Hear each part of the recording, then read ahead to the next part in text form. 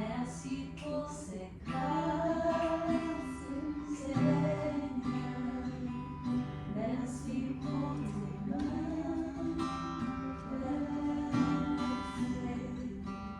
Par ton sang tu m'as lavé. Tout ce que je sais, c'est ton pardon et ton travail.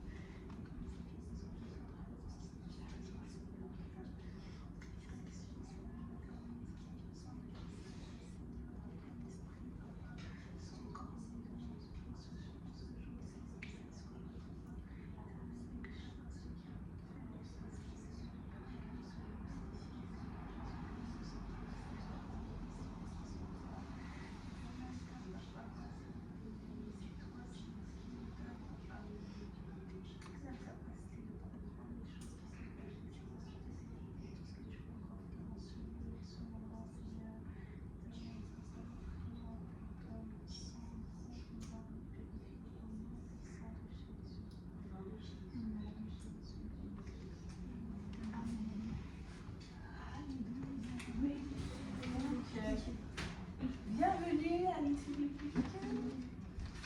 Et la semaine dernière, on avait parlé de pas mal de choses. On avait parlé de Saül, on avait parlé de comment il avait bien commencé et après qu'il avait mal terminé. Est-ce que quelqu'un veut faire un petit résumé? Parce que Mehdi n'était pas là. Qui était pas là? Mehdi n'était pas là. De genre des points, peut-être on peut dire les points les plus marquants de ce qu'on avait discuté la semaine dernière. Ah, ok. La semaine dernière, comme Laura l'a dit, on avait parlé comme du roi Saül. Et puis, dans le fond, avant, il n'y avait pas de. Israël avait pas de roi. En fait, Saül, c'est le premier roi. Celui qui était roi sur Israël, c'était Dieu. Puis, quand Israël a commencé à voir que les autres pays avaient des rois, tout à coup, ils ont commencé à demander genre, pour un roi eux aussi. Donc, ils demandaient au prophète Samuel, au prophète Samuel, genre, ah, nous, on veut un roi, donne-nous un roi, etc. Et puis, là, quand Samuel, il a prié,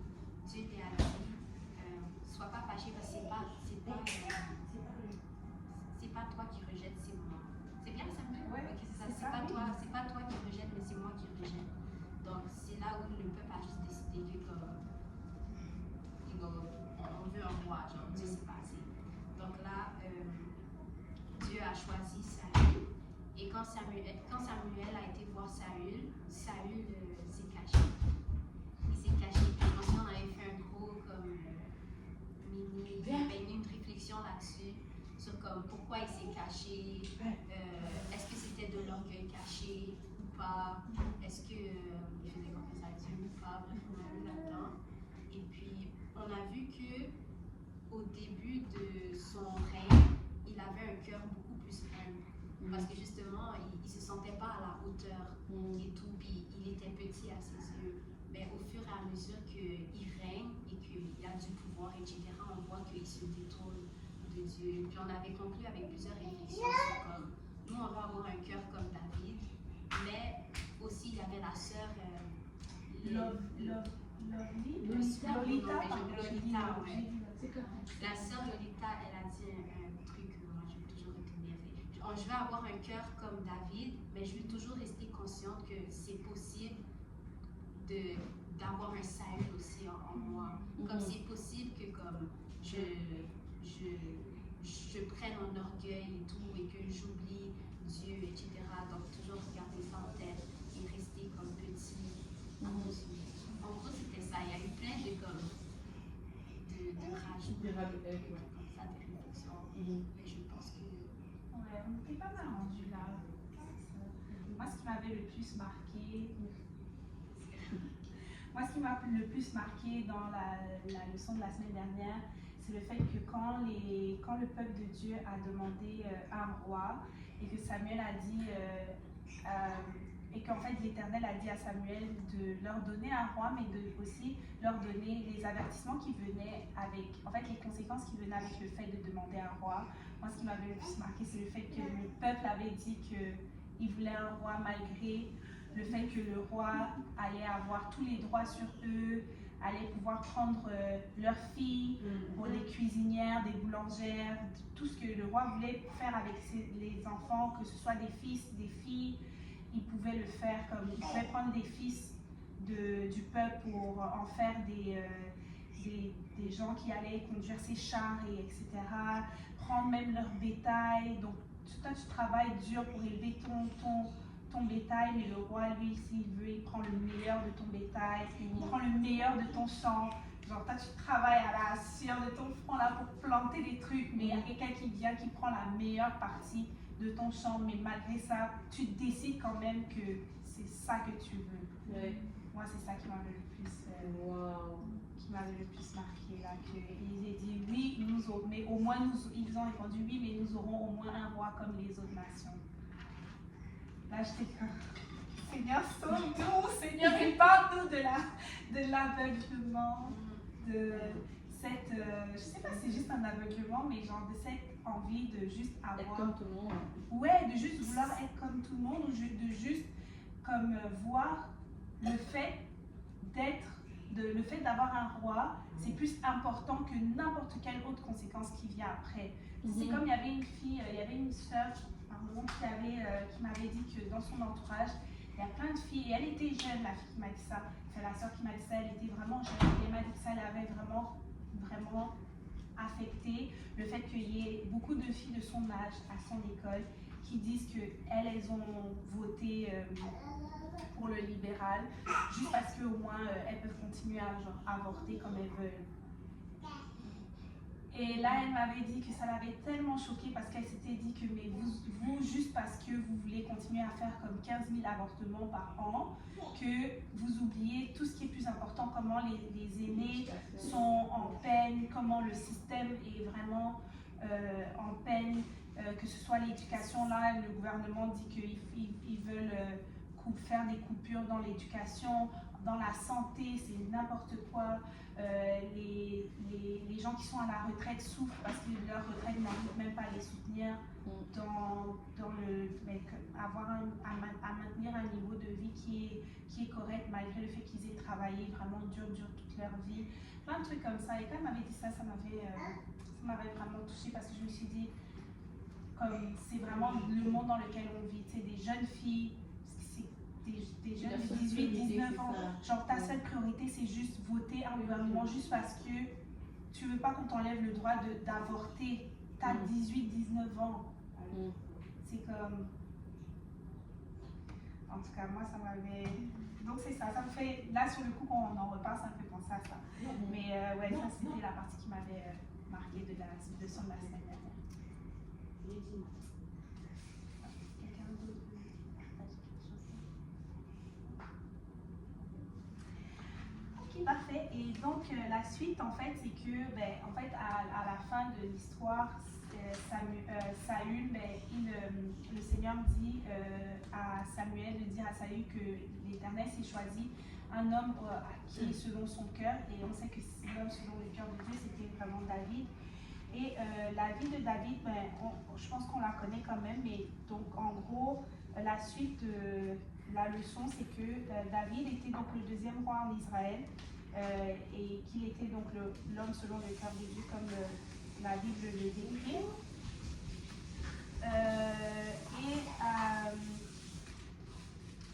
Comme on en avait déjà un peu touché la semaine dernière, le caractère même de David, c'est ce que je pense tout chrétien veut poursuivre, c'est vraiment avoir le caractère de David, être vraiment avoir cet attribut qui est essentiel pour n'importe quel chrétien, de vraiment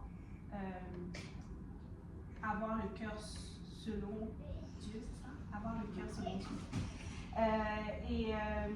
Et on le voit aussi se manifester en fait, on voit comment Jésus lorsqu'il il marche sur terre, dans sa marche sur la terre, comment il manifeste aussi cet attribut de vraiment vouloir être selon le cœur de Dieu. Mais on sait que Jésus est Dieu manifesté dans la chair, mais même en étant Dieu manifesté dans la chair, en étant le 100% homme qu'il était, il a montré aussi que c'est l'importance de justement avoir le cœur qui selon Dieu. Et il l'a dit dans le jardin de Gethsémani. On sait que Jésus avait dit non pas ma volonté mais ta volonté. Et aussi le Seigneur Jésus a dit qu'on doit prendre notre croix et le suivre. Donc souvent le fait d'avoir le cœur selon Dieu, ça va impliquer aussi le fait de faire des sacrifices comme prendre sa croix pour le suivre, parce qu'on sait que c'est pas évident. Et on le voit chez David que malgré ses péchés, malgré ce qu'il avait fait comme péché, son désir premier c'est vraiment de plaire à Dieu, et c'est ce désir de plaire à Dieu qui l'a emmené à la repentance, parce que il aurait pu ne pas vouloir se repentir, il aurait pu résister à la conviction de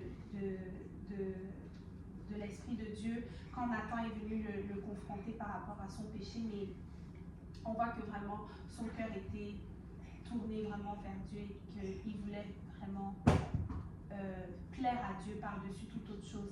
Et c'est vraiment l'exemple de comment quand on a le cœur accroché à Dieu, quand on a notre cœur tourné vers Dieu, c'est plus facile d'aller à la repentance, en fait, de se repentir, d'avoir cette marche, en fait, de cette vie de repentance, en fait.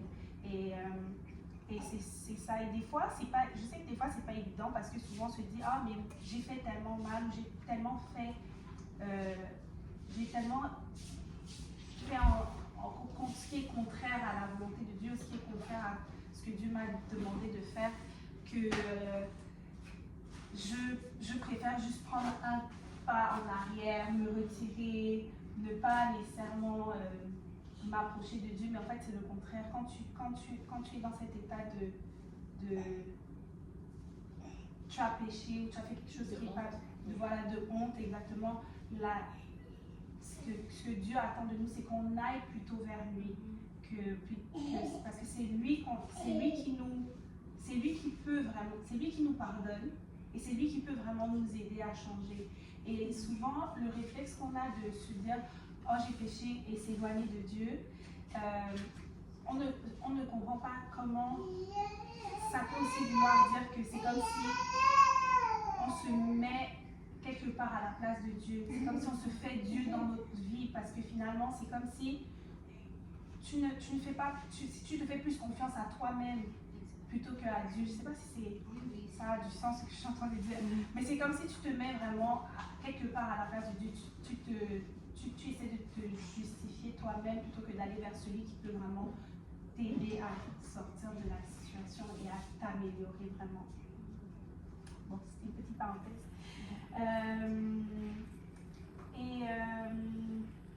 C'est ça, on connaît David aussi pour, bien sûr, sa victoire contre Goliath.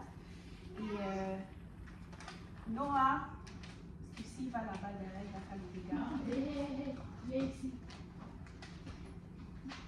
Il a la guitare, trop cute.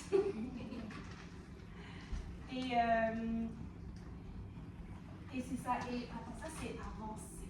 On est encore là. Attends, je vais changer la page. On est encore dans le Royaume-Uni. Donc la semaine dernière, on a vu Saül et là on parle un peu de David. Puis David justement, David avait vraiment le désir, donc comme je disais, de plaire à Dieu et dans son désir de vouloir plaire à Dieu et de vouloir servir Dieu, il voulait construire un temple à l'Éternel. Mais Dieu lui a dit non, en fait, qu'il ne devait pas construire le temple. Est-ce que quelqu'un sait pourquoi Dieu ne lui a pas permis de construire le temple? Il avait tué trop de gens. Il avait tué trop de gens. Ouais, c'est ça, exactement. Il avait tué trop de... En fait, comme David, c'était vraiment un homme de guerre. Donc à cause de ça, comme le fait qu'il avait du sang sur les mains, Dieu lui a dit que ce serait son fils qui allait construire le temple. On va lire 2 Samuel, chapitre 7.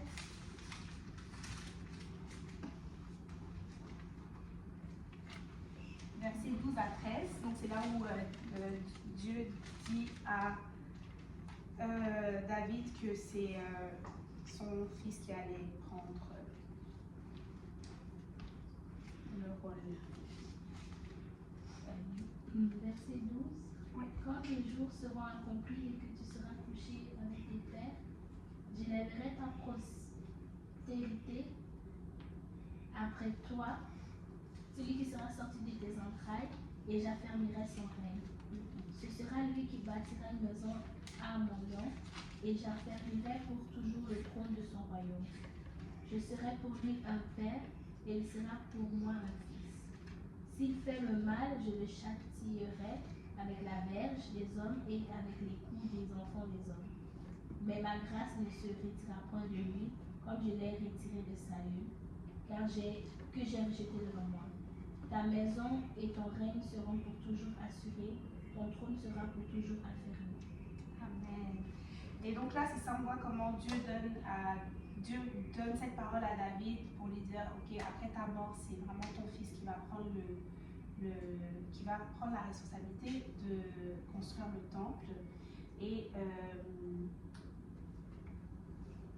effectivement, c'est ce qui est arrivé. Salomon alors a pris le règne sur Israël. Et on le voit dans 1 Roi chapitre 1 versets 39 à 40. Chapitre 1 verset 39 à 40.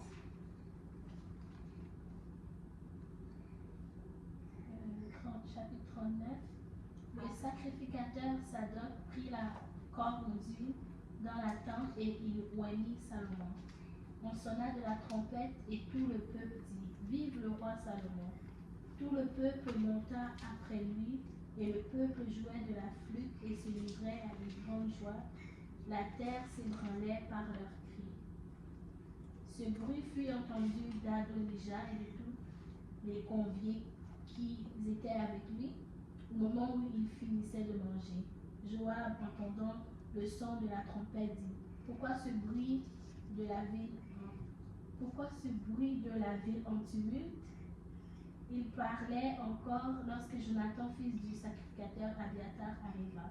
Et Adonijah dit: Approche, car tu es un vaillant homme et tu apportes de bonnes nouvelles. Oui, répondit Jonathan à Adonijah, notre Seigneur, le roi David, a fait Salomon roi. Amen. Donc là, on voit que Salomon devient roi. Et est-ce que quelqu'un sait qu'est-ce que Salomon a fait? La première chose que Salomon a fait quand il a pris le règne, qu'est-ce que quelqu'un sait? Tu as pas ta sagesse, non? Hein? Non, c'est pas Salomon qui a. C'est pas dans le. Oui, c'est ça, mais c'est pas la première chose qu'il a fait, c'est pas ça. Il demandait la sagesse, non? Non. L'offrande, c'est ça, exactement. Exactement. Oui, c'est 1000. Exact.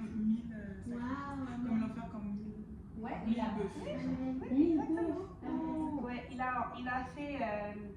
fait 1000 holocaustes à l'Éternel. 1000 holocaustes, c'est beaucoup. Mais pas pour moi. La signification, c'est aujourd'hui, c'est comme donner à Dieu le sacrifice, vraiment donner à. C'est comme les holocaustes, c'était pour le pardon des péchés, non? Donc c'est comme pour vraiment se remettre dans les mains de Dieu, que le Seigneur lui pardonne, mon Dieu, je n'arrive pas à parler, que le Seigneur lui pardonne ses péchés et qu'il montre vraiment qu'il a ce désir de le servir et de lui donner tout ce qu'il y a de meilleur en fait. Parce que 1000 holocaustes là, c'est beaucoup. C'est vraiment beaucoup. Un après l'autre là, c'est vraiment beaucoup. J'ai une question. Oui. Est-ce que c'est comme le même principe que donner sa prémisse? Genre, c'est comme tu donnes le premier.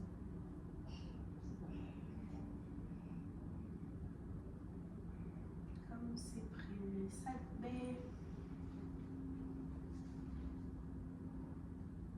parce que c'est pas précis, je sais pas si c'est précisé, il faudrait que je retrouve le verset exact, mais je sais pas si c'est précisé qu'il a donné les premiers. Ok. S'il avait donné les premiers, comme comment dire? Dans les premiers nés. Ouais, pas les bons. Ouais, je pense que c'est ça, les premiers nés, en tout cas les premiers du bétail, ou peu importe de ce qu'il a fait comme holocauste, oui. Mais s'il a juste fait des holocaustes comme ça. Mais je pense que le principe de l'holocauste, même, c'est que tu choisisses les premiers nés, mais je suis pas trop sûre à 100%. Mais ça ajoute. Je pense que s'il a donné les premiers, oui, définitivement, c'est comme la prémisse, les prémices, ça représente vraiment la dîme en fait. Ouais. C'est une bonne question. C'est une bonne question. Je vais chercher, je vais essayer de voir si c'est vraiment, si c'est précisé ou pas qu'il avait donné les prémices. Mais là, je ne sais pas c'est où exactement, donc je ne saurais pas te dire. Et par la suite, justement, Dieu lui a demandé, non, c'est qui a dit sagesse? Moi. Ah, c'est toi qui as dit sagesse, ok. Et après, c'est dans 1 Roi chapitre 3, verset 5, que quand Dieu lui demande qu'est-ce qu'il veut, mais là il dit qu'il veut la sagesse. Un roi quoi? On va dire en fait 1 Roi chapitre 3 à partir du verset 3, de 3 à 5. Salomon aimait l'Éternel et suivait les coutumes de David, son père. Seulement, c'était les hauts lieux qu'il offrait des sacrifices et des parfums. Le roi se rendit à Gabaon pour y sacrifier car c'était le principal des hauts lieux. Salomon offrit 1000 holocaustes sur l'autel. À Gabaon, l'Éternel apparut en songe à Salomon pendant la nuit et Dieu lui dit: Demande ce que tu veux que je te donne. Salomon répondit, tu as traité avec une grande bienveillance ton serviteur David, mon père, parce qu'il marchait en ta présence dans la fidélité, dans la justice et dans la droiture de cœur envers toi. Tu lui as conservé cette grande bienveillance et tu lui as donné un fils qui est assis sur son trône, comme on le voit aujourd'hui. Maintenant, Éternel, mon Dieu, tu as fait régner ton serviteur à la place de David, mon père, et moi je ne suis qu'un jeune homme, je n'ai point d'expérience. Ton serviteur est au milieu du peuple que tu as choisi, peuple immense, qui ne peut être ni compté ni nombré à cause de sa multitude. Accorde donc à ton serviteur un cœur intelligent pour juger ton peuple, pour discerner le bien du mal, car qui pourrait juger ton peuple, ce peuple si nombreux. Cette demande de Salomon plut au Seigneur, et Dieu lui dit, puisque c'est là ce que tu demandes, puisque tu ne demandes pour toi ni une longue vie, ni des richesses, ni la mort de tes ennemis, et que tu demandes de l'intelligence pour exercer la justice, voici, j'agirai selon ta parole. Je te donnerai un cœur sage et intelligent, de telle sorte qu'il n'y aura plus personne avant toi et qu'on ne verra jamais personne de semblable à toi. Amen. Je continue? Non, je pense que c'est correct. C'est ça, le verset sur les holocaustes, c'est ici, mais ça ne dit pas c'est quoi quels les holocaustes exactement. Mais je vais regarder, je vais faire des petites recherches comme plus profondes pour voir si c'était quoi la nature des holocaustes. Mais c'est ça, là, ici, on voit que déjà, la Bible dit que Salomon aimait l'Éternel. Et ça, c'est vraiment, c'est très clair, là, il aimait l'Éternel. Et on voit que le fait qu'il ait fait les sacrifices, ça, c'était comme la preuve qu'il aimait vraiment l'Éternel et qu'il voulait vraiment servir l'Éternel. Et après, quand Dieu lui demande qu'est-ce qu'il veut, il dit qu'il veut la sagesse pour guider son peuple. J'ai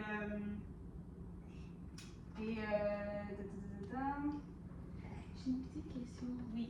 Pourquoi à chaque fois il dit seulement c'était sur les hauts lieux? Est-ce que c'est négatif? Ah, où ça? Par exemple, dans le verset 3, il dit seulement c'était sur les hauts lieux qu'il offrait les sacrifices des parfums. Puis plus loin, exemple, quand Salomon va se diriger vers les yeux de ses femmes, ils vont mettre mais, genre, comme si c'était négatif qu'ils aient fait dans les hauts lieux. C'est négatif, non, hein? Parce que ça dit, seulement mais l'Éternel suivait les coutumes de David son père. Seulement, c'était sur les hauts lieux qu'il offrait des sacrifices. Oui, mais pourquoi le seulement? Je n'ai pas compris, parce qu'à chaque fois que je lis cette partie, parce que le seulement, ça a l'air comme négatif dans ma tête. Donc je dis pourquoi? Normalement, c'est ça qui se faisait, non? Dans ces temps, il ne fallait pas faire dans les hauts lieux. Haut lieu et hôtel, c'est-tu la même chose? C'est ça que je me questionne.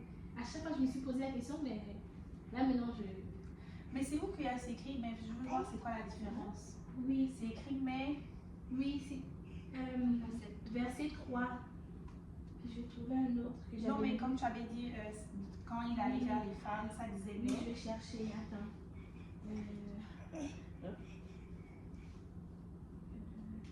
Seulement, c'était sur les hauts lieux qu'il offrait des sacrifices et des parfums.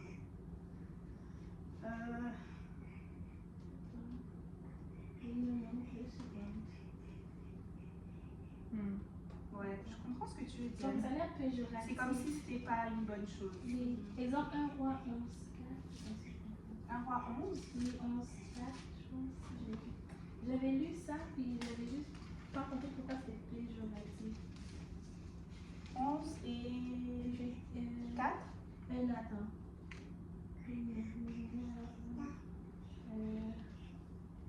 Désolée, je vais juste chercher.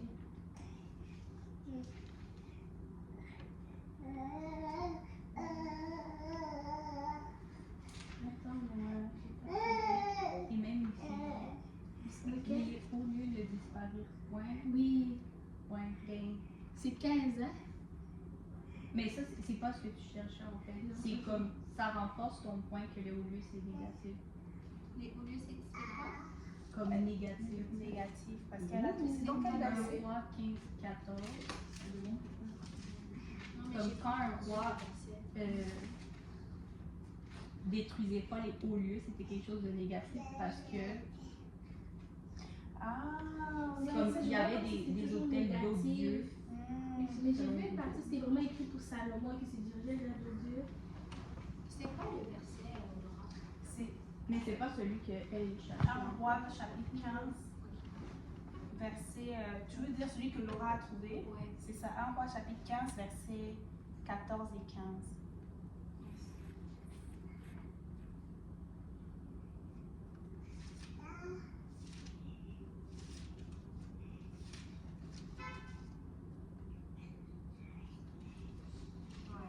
C'est vrai, hein, parce qu'il dit, ouais, je comprends ce que tu veux dire. Seulement, c'était sur les audios qui ont Amen, c'est le ménage. 1 Roi. Ouais, là, pour faire aussi encore des sacrifices et des parfums sur les lieux. Comme à d'autres dieux. De ce que... Oh, c'est comme un lieu où est-ce que tout le monde vient donner des sacrifices à leur Dieu. Mais ouais, c'est ça, comme à d'autres Comme à leur dieux. Dieu. C'est pas juste pour l'éternel. Exact. Ok, parce que j'ai Donc vu c'est un comme s'il verset- faisait les deux alors. C'est comme si pour dire que Salomon, parce que ça dit, il aimait l'Éternel et suivait les coutumes de David. Donc c'est vrai qu'il faisait ce que David faisait, mais qu'il faisait aussi donc d'autres sacrifices. Il faisait des sacrifices. À d'autres dieux. Donc ça veut dire finalement les. C'est bizarre. Oui, c'est ça que ça me posait. Ça m'a vraiment questionné. Je me posais des questions.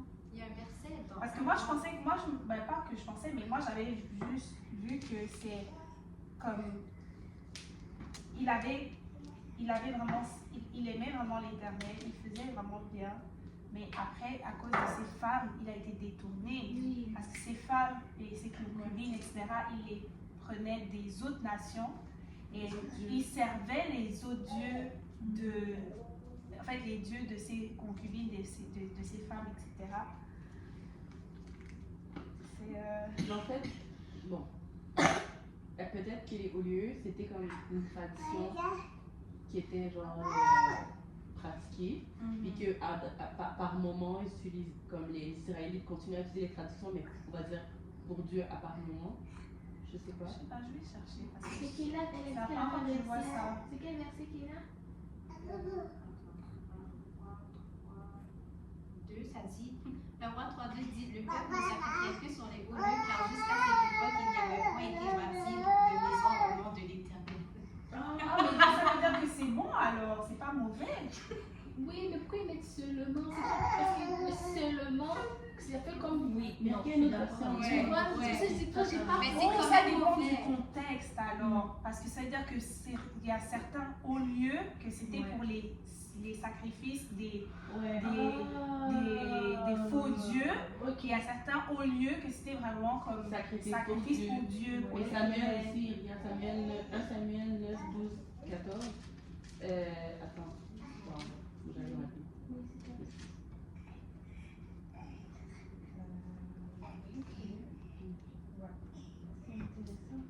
Ok, c'est ça, parce que tu vois,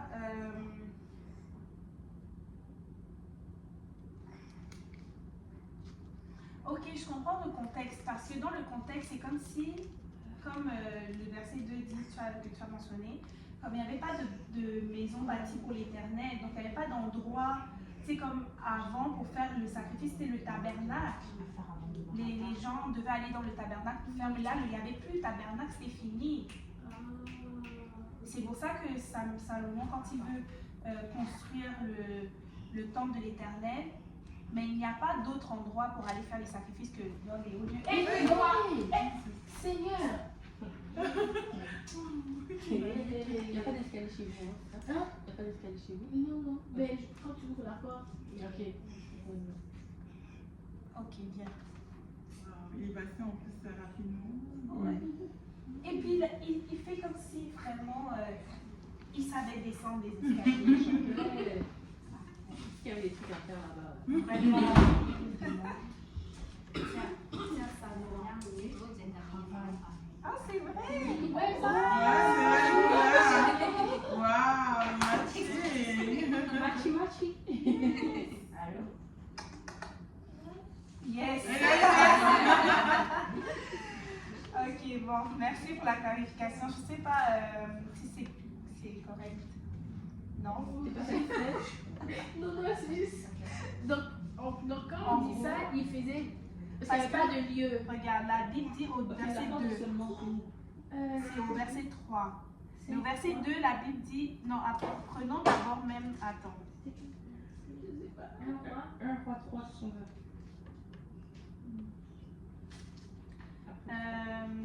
Un roi 3, 2. Ouais, on va lire le verset 2.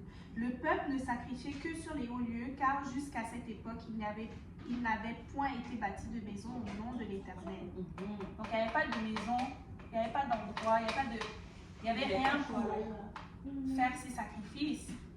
Et là, c'est pour ça que la Bible dit que Salomon aimait l'Éternel et suivait les coutumes de David, son père. Seulement, c'était sur les hauts lieux qu'il offrait des sacrifices et des parfums. Parce qu'il n'y avait pas encore d'endroit, il n'y avait pas encore de trucs. Parce que je pense que les autres versets où c'est négatif, les hauts lieux, tout ça, c'est les hauts lieux, mais pour des sacrifices des autres dieux, d'autres dieux de. Ok. J'ai une question. Oui. Il s'est passé quoi Au Au tabernacle. Ici? Ouais, genre pourquoi genre, on a plus de tabernacle là? À cause de Jésus. Mais non, parce que. Non, mais dans l'Ancien Testament, Ouais, à cause de. Comment on appelle ça? c'est vrai, très bonne question. Quand ils ont. Je sais plus c'est à quel moment exactement, mais. Vous savez qu'ils se déplaçaient avec. L'arche? Oui, mais l'arche était dans le tabernacle.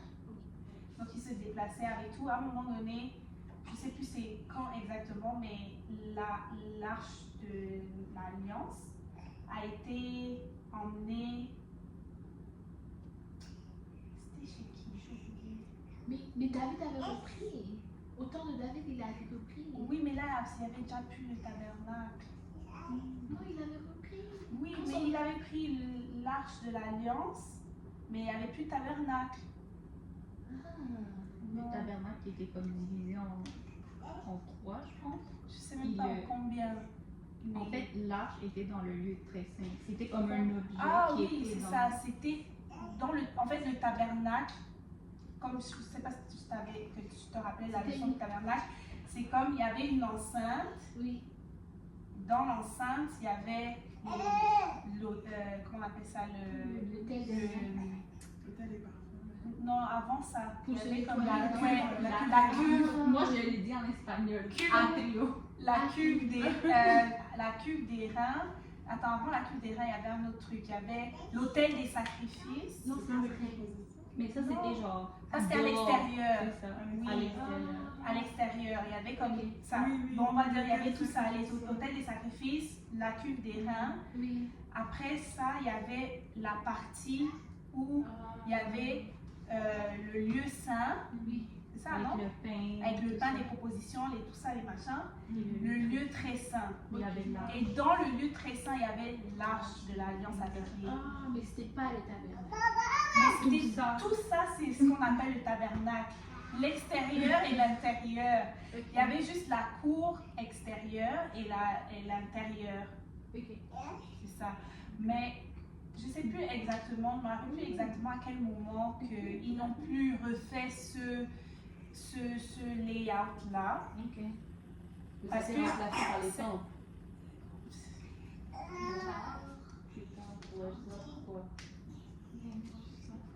Parce que moi, je pense qu'à chaque fois, comme ils faisaient, chacun faisait bâtissait son hôtel pour faire ses sacrifices. Mais il n'y avait pas de. Il n'y avait plus de tabernacle. Et l'arche de l'Alliance avait été emmenée, je ne sais plus où, et après, c'est même. Attends, comme une femme avait tué celui qui avait pris. C'est pas ça? J'ai oublié. Quel prix là? Oui, celui qui avait pris l'arche. Je pense que l'histoire, c'est que c'est une femme, la femme de je sais plus qui. Peut-être je me mélange avec les histoires, mais je pense que c'est ça. Il y a la femme D'un prophète. oui, la femme d'un prophète qui a tué, genre, et qu'elle a mis, pendant qu'il dormait, ou quelque chose comme ça. Tu vois de l'histoire que Oui, je dont sais parle, quelle non? histoire, mais est-ce que c'est à cause de l'arche? Parce que j'ai l'impression que C'est c'est à à cause cause de de ça. l'arche, non. Je pense que Ok. c'était un roi qui faisait pas ce qui était bon aux yeux de Dieu, je crois. Et puis la femme Mais je sais pas si c'est à cause des ça, je sais pas. Je vais pas te Parce que je mentir. sais qu'il y a quelqu'un qui a emmené l'arche. Il y a une personne qui avait emmené. Je pense que c'est les Philistins qui avaient pris l'arche. Les hémorroïdes. J'ai compris autre chose. Les Philistins avaient pris l'arche. Et après, bon, en tout cas. Ok, c'est comme Les ça. enfants, Mais ma question, c'est pas une suite. Genre, c'est pas comme après Samuel, c'est un roi qui s'est produit. C'est comme. Oui, en gros, Ok. c'est ça que tu veux savoir. En Oui, gros. est-ce que ça se suit? Non. Mais ça se suit, c'est juste que c'est pas que je n'arrive pas à me rappeler le moment exact où il n'y a plus eu le tabernacle le tabernacle de Moïse comme on le connaissait, comme on a vu dans la leçon où il y avait la cour extérieure, il y avait les trucs. Oui. Je sais plus exactement le moment. Ok. C'est ça le truc. Mais- Mais sinon, je sais qu'il y a un moment il y avait plus Ok. et l'arche a été déplacée, avec les Philistins et après ils ont été frappés, après c'est revenu, mais je sais même plus, honnêtement je sais plus trop. Mais pourquoi ils font pas le sacrifice où il y avait l'arche? Parce que l'arche est revenue chez les peuples d'Israël, non? Dans un temple. Pourquoi ils n'avaient pas dans Non, c'est pas revenu C'est dans pas un revenu? temple. C'est revenu mais pas dans un temple. C'est revenu, je pense que c'est l'histoire que je te dis là, je te promets, parce que je pense que c'était chez le monsieur là et la dame l'a tué parce qu'il avait gardé l'arche de l'alliance. Moi je pense que c'est cette histoire parce qu'il n'y a que ça qui me revient en tête. Ok. Comme, Ok, donc l'arche n'existait plus à cette époque alors. Il n'y avait plus d'arche. je sais pas si on peut dire que ça n'existait plus. Ok. Parce que je me rappelle plus si c'est que ça n'existait plus Ok. ou si c'est que c'était quelque part, mais que même si c'était quelque part, il n'y avait plus de tabernacle. Ok. Parfait. Donc, il n'y avait plus de devoir faire tout le processus pour pouvoir faire le sacrifice. Je pense que c'est à partir, si je ne me trompe pas, parce que si on regarde bien les événements, à partir du moment où il demande un roi, il n'y a déjà plus, parce qu'il y avait, c'était après le livre de, après Josué, quand ils sont rentrés dans la terre promise, je pense que quand ils sont rentrés dans la terre promise, ils avaient l'arche, mais quand ils sont arrivés après, la Bible dit que la génération qui a suivi Josué et tout, ils n'ont pas connu l'Éternel, ce que l'Éternel avait fait. Et il n'y a pas de, je pense qu'il n'y a pas de,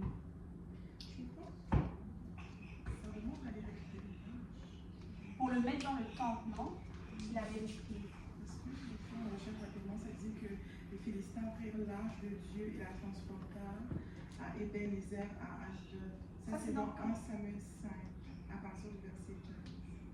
Mais parce que moi je me dis, avant même de, parce que je pense que, ok, l'arche est quelque part, on va dire l'arche est quelque part.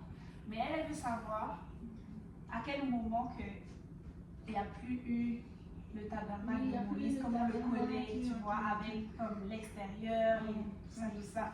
Moi je pense que c'est à partir de quand ils sont rentrés dans la terre promise. Parce que quand ils sont rentrés dans la terre promise, ils ont juste fait la conquête du territoire. Moi, et il n'y a pas de, je sais pas, j'ai comme l'impression que c'est à partir de ce moment-là, parce qu'en plus, dans le livre de Juges, on dit que la Bible dit que le peuple faisait toujours ce qui déplaît à l'Éternel, etc., et qu'il y avait vraiment, que c'était vraiment du n'importe quoi en gros en Israël. Donc, moi, je pense que c'est à partir de ce moment-là. Si je Quand dois Moïse le est mort. le situer. Mais ouais. Oui, après la mort de Moïse, parce que Moïse est mort et Josué a pris la responsabilité de diriger le peuple juste après. Mais les tabernacles, c'était pas quelque chose qui devait bouger avec les gens Ça qui bougeait bougeaient. avec eux. Mais au moment où ils ont établi les rois, tout ça, puis qu'ils avaient une maison, vraiment là, c'est là qu'on habite. C'est là qu'ils ont peut-être construit le temple. Que les Non, gens le temple est venu après, non? Le temple de Salomon Salomon. est venu ouais. après. Ouais. Parce que entre le moment où ils sont rentrés dans la terre promise et là où on est en train de parler de Salomon, il y a eu comme Plein de 80 ans. Ah, ok. Parce que entre- Saül, non même plus, parce que Saül a régné 40 ans, David a régné 40 ans et Salomon est venu après. Mais avant David, c'est Saül. c'est Saül. Et avant Saül, Directement. C'était Dieu, mais c'était les juges et les prophètes. Ok, ouais. C'était les juges et les prophètes. Fait que là, entre les tabernacles et les temples, on ne sait pas c'est quoi qui s'est passé au milieu. C'est ça la question? Ok. En fait, parce qu'elle voulait avoir une idée de quand est-ce qu'ils ont arrêté d'aller faire le sacrifice au tabernacle de Moïse. Mais probablement. Ouais, c'est ça. Ou peut-être à partir du moment où l'arche a été volée. En tout cas, c'est une bonne recherche à faire, c'est une bonne question. C'est une bonne recherche à faire. Parce que moi, j'ai pas vraiment d'idée là-dessus. C'est pas ça du tout, ça va. Non, mais c'est bon à savoir. C'est une bonne question. C'est une bonne question, c'est bon à savoir. Mais pour le haut lieu, c'est correct.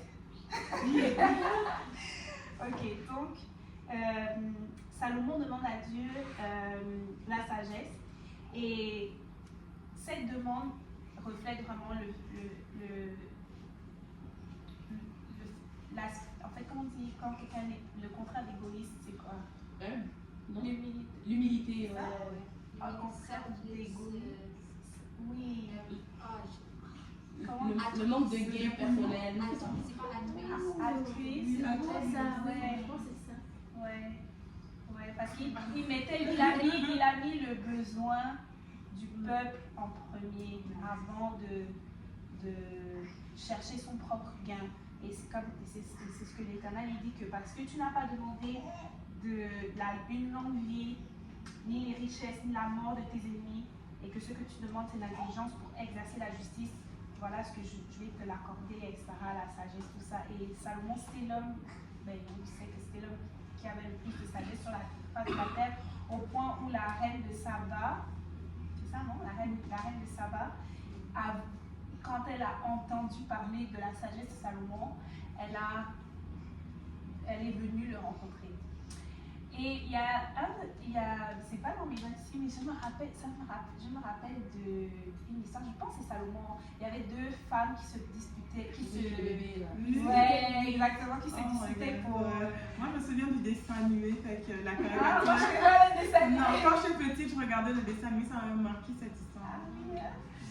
Mais raconte-nous. Mais c'est comme dans la Bible. Ah oui. C'est très intelligent. À chaque fois que je lis, je Moi aussi, Ouais. moi je n'aurais pas pensé à faire ça, non? pensé à ça. Il est vraiment intelligent. Ouais, il est vraiment. Mais racontez l'histoire, non? Mais tu peux pas raconter C'est ça. ça, Non, je ne vais pas être la seule à parler, non? Pourquoi tu me regardes? Tu sais parler, ça. Quelle a tous les cas? Bon, Jessica, raconte-nous l'histoire aussi, Ouais. parce que l'histoire est Raconte l'histoire. Si je ne me trompe pas, c'était deux femmes. À l'époque, il y avait comme une femme qui avait perdu son enfant. Je ne sais pas s'il était, vous me corrigez si j'étais quelque chose qui n'est pas bon, mais je ne sais pas si son enfant était comme mort de maladie. Non, Elle avait écrasé ça pendant qu'il dormait et là, bon, elle avait vu que sa voisine avait comme un enfant bien portant et tout. Et là, elle a comme switché les enfants et tout. Elle a échangé. Elle a échangé les enfants. Et là, justement, la maman qui avait son bébé vivant s'est rendue compte que son bébé, elle avait son bébé normalement vivant. Et là, elle se rend compte que son bébé est mort et tout. Et elle, j'imagine que, ça c'est un peu moi qui rajoute là, mais j'imagine qu'elle savait comment ressemblait son bébé, à quoi ressemblait son bébé. Et là, je ne sais plus qu'est-ce qui s'est passé entre temps, mais je sais qu'à un moment donné, ils se sont retrouvés devant le roi. Et justement, le roi Salomon qui a justement de sa sagesse. Et je pense que celle qui avait malheureusement perdu son bébé était comme non, c'est mon bébé. C'est pour dire que l'enfant de l'autre dame, c'était son bébé. Et alors que l'autre dame, je pense qu'elle était calme, si je me trompe. Non, elle aussi, Elle disait que c'était mon bébé. c'est quand il a dit couper-le, qu'elle a dit c'est bon, donne-lui. Exactement. Puis l'autre a dit, oui, coupe-le. Exactement. Excusez-moi, mais elle est Mais ça, je crois que c'est pas le cœur d'une mère. Je crois que c'est méchant. Je crois que c'est méchant. Parce que ça, c'est comme. tu veux malheur Tu veux à le malheur à l'autre. Quand ton enfant est mort, là tu voulais d'abord le voler, mais après, comme tu sais que tu ne peux pas le voler pour l'avoir, toi tu veux qu'elle aussi ait pas ton enfant. C'est ça. C'est méchant, ouais, ça c'est méchant. C'est méchant. C'est méchant. Oui, et je me souviens que dans le dessin, comme on n'était pas coupé l'enfant. Je me souviens dans le dessin. Là, je pense que le monsieur.